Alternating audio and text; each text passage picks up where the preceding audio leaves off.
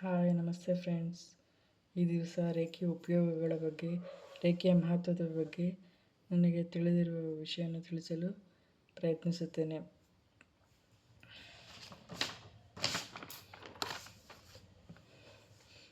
ರೇಖೆ ಚಿಕಿತ್ಸೆಯು ಸಾಮಾನ್ಯವಾಗಿ ದೈಹಿಕವಾದ ನೋವುಗಳಿಗೆ, ಭಾವನಾತ್ಮಕವಾದ ಚಿಕಿತ್ಸೆಗೆ ಹಾಗೂ ದೀರ್ಘಕಾಲದ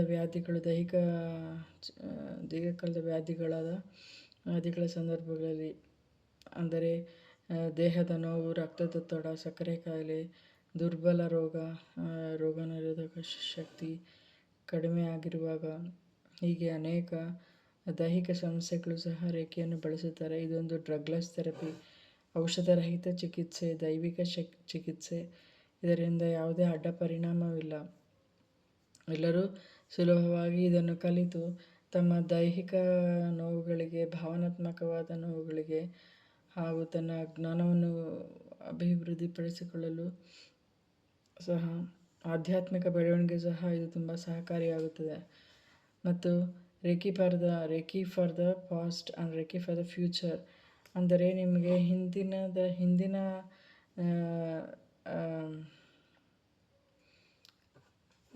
ನಿಮ್ಮ ಹಿಂದಿನ ಅನುಭವಗಳಲ್ಲಿ ಏನಾದರೂ ಕೆಟ್ಟದಾದ ಅನುಭವ ಆಗಿದ್ದರೆ ಅದನ್ನು ಗುಣಪಡಿಸಿಕೊಳ್ಳಲು, ಅಂದರೆ ಇನ್ನರ್ ಚೈಲ್ಡ್ ಹೀಲಿಂಗ್, ಅಥವಾ ಮಾನಸಿಕವಾಗಿ ನೊಂದಿದ್ದರೆ, ಅನೇಕ ರೀತಿಯ ಸಮಸ್ಯೆಗಳಿಂದ ಬಳಲಿದ್ದರೆ ಬಾಲ್ಯದಲ್ಲಿ, ಅದನ್ನು ಗುಣಪಡಿಸಲು ಸಹ ರೇಖಿ ಫಾರ್ ದ ಪಾಸ್ಟ್ ಬಳಸಿ ಅದನ್ನು ಗುಣಪಡಿಸಿಕೊಳ್ಳಬಹುದು. ರೇಖಿ ಫಾರ್ ದ ಫ್ಯೂಚರ್ ಅಂದರೆ ನಿಮಗೆ ಮುಂದಿನ ಭವಿಷ್ಯದಲ್ಲಿ ಏನಾಗಬೇಕು, ನಿಮ್ಮ ಜೀವನ ಹೇಗಿರಬೇಕು, ನಿಮ್ಮ ಮಕ್ಕಳ ಭವಿಷ್ಯ ಹೇಗಿರಬೇಕು, ನಿಮ್ಮ ಆರ್ಥಿಕ ಪರಿಸ್ಥಿತಿ, ನಿಮ್ಮ ದೈಹಿಕ ಪರಿಸ್ಥಿತಿ, ಹೀಗೆ ನಾನಾ ತರಹದ ಯೋಜನೆಗಳಿದ್ದರೆ ಅದನ್ನು ಒಂದು ಕಲ್ಪನಾ ರೀತಿಯಲ್ಲಿ ಯೋಜನೆಯನ್ನು ಮಾಡಿ ಅದಕ್ಕೆ ರೇಖೆ ಕೊಟ್ಟರೆ, ನೀವು ಪ್ರತಿನಿತ್ಯ ಒಂದು ಸಕಾರಾತ್ಮಕವಾದ ಚಿಂತನೆಯಿಂದ ಅದಕ್ಕೆ ರೇಖೆ ಕೊಡುತ್ತಿದ್ದರೆ, ನೀವು ಅಂದುಕೊಂಡ ಕೆಲಸವು ಸುಲಭವಾಗಿ ನೆರವೇರುತ್ತದೆ.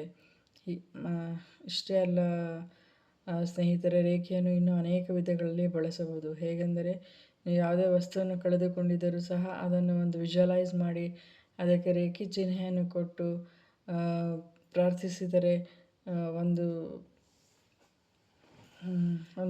ರೇಖೆ ಥಾಟನ್ನು ಕೊಟ್ಟು ಅದನ್ನು ಚಿಹ್ನೆಯಿಂದ ಅದನ್ನು ಮೈಂಡಲ್ಲಿ ವಿಜುವಲೈಸ್ ಮಾಡಿ ಅದನ್ನು ನೆನಪಿಸಿಕೊಂಡು ಹುಡುಕಲು ಪ್ರಾರಂಭಿಸಿದರೆ ಖಂಡಿತವಾಗಿಯೂ ಕಳೆದು ಹೋದ ವಸ್ತುವು ಸಿಗುತ್ತದೆ. ಅಷ್ಟೇ ಅಲ್ಲ, ನೀವು ಯಾವಾಗಲಾದರೂ ಒಮ್ಮೆ ದೇವಸ್ಥಾನಕ್ಕೆ ಹೋಗಿದ್ದೀರಾ, ಅಲ್ಲಿ ನಿಮ್ಮ ಪಾದರಕ್ಷೆಗಳನ್ನು ಬಿಡುತ್ತೀರಾ, ಅದನ್ನು ಯಾರೂ ತೆಗೆದುಕೊಂಡು ಹೋಗಬಾರದ್ರಿಂದ ಅದಕ್ಕೆ ಒಂದು ರೇಖೆ ಸಿಂಬಲನ್ನು ಹಾಕಿ ಪ್ರೊಟೆಕ್ಷನ್ ಸಹ ಮಾಡಬಹುದು. ಮತ್ತು ಗಿಡಗಳಿಗೂ ಸಹ ರೇಖೆಯನ್ನು ಕೊಡಬಹುದು. ಅದರಿಂದ ಗಿಡಗಳು ತುಂಬ ಚೆನ್ನಾಗಿ ಬೆಳೆಯುತ್ತದೆ, ಯಾವುದೇ ರೋಗವೂ ಸಹ ತಗುಲುವುದಿಲ್ಲ. ನೀರಿಗೆ ಚಾರ್ಜ್ ಮಾಡಿ ರೇಖೆಯನ್ನು ಕೊಟ್ಟು ಆ ನೀರನ್ನು ಗಿಡಗಳಿಗೆ ಹಾಕೋದ್ರಿಂದ ಗಿಡಗಳು ಚೆನ್ನಾಗಿ ಬೆಳೆಯುತ್ತದೆ, ಚೆನ್ನಾಗಿ ಹೂವು ಹಣ್ಣು ಬಿಟ್ಟು ಸೊಗಸಾಗಿ ಬೆಳೆಯುತ್ತದೆ. ಹಾಗೆ ಪ್ರಾಣಿಗಳಿಗೂ ಸಹ ನಾವು ರೇಖೆಯನ್ನು ಕೊಡಬಹುದು.